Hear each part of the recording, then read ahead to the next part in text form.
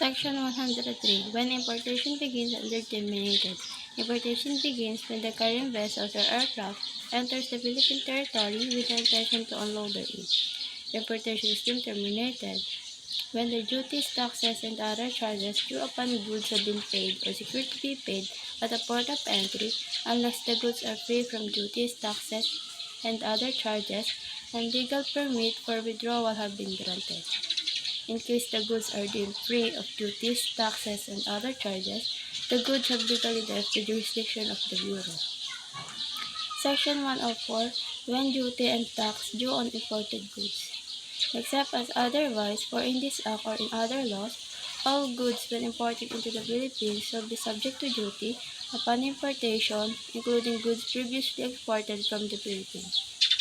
Unpaid duties, taxes, and other charges shall incur legal interest of 20% per annum, computed at the date of final assessment under Section 429 of this Act, when payment becomes due and demandable.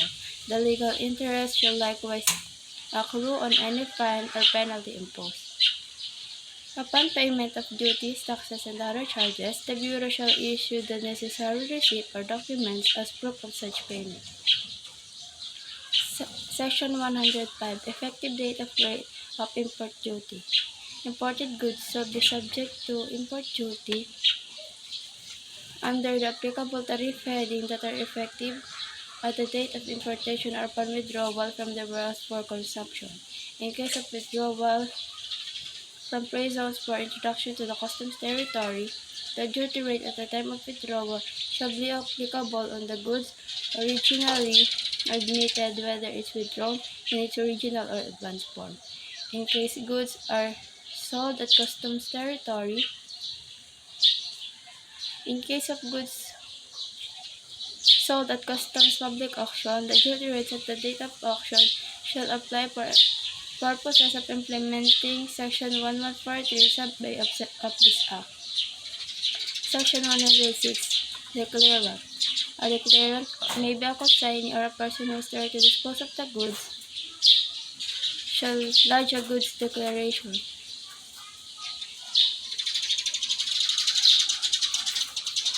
The declarant shall lodge a goods declaration with the Bureau and may be the importer being act as the holder of the bill of lading, or the exporter being act as the owner of the goods to be shipped out, or a customs broker acting under the authority of the importer or from the holder of the bill, or a person duly empowered to act as an agent or attorney in fact for its holder. In case the consignee or the person who has the right to dispose of the goods is a juridical person, it may authorize a responsible officer of the company to sign the goods declaration as declarant on its behalf. The goods declaration submitted into the Bureau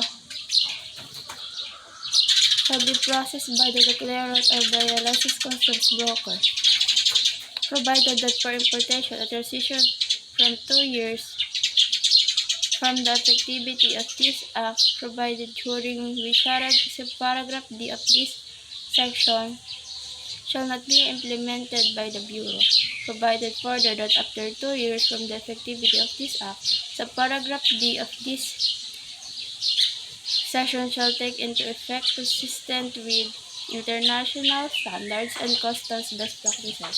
Section 109. Rights and responsible of declarant.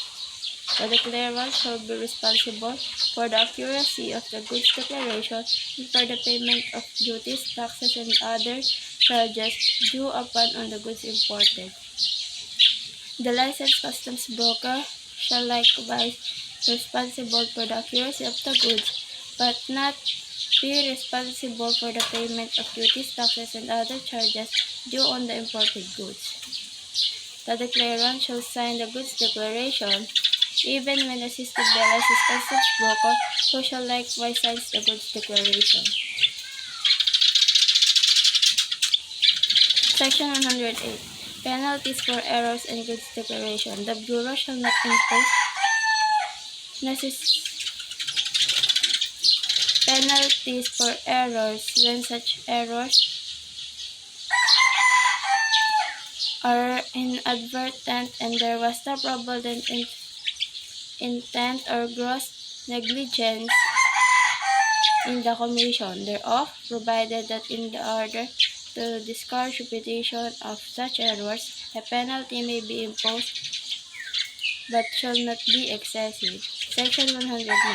Application of Information and Communication Technology. In accordance with international standards, the Bureau shall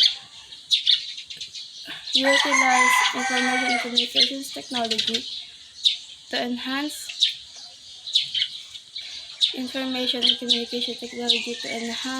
customs control and to support a cost-effective and efficient customs operations geared toward a paperless customs environment.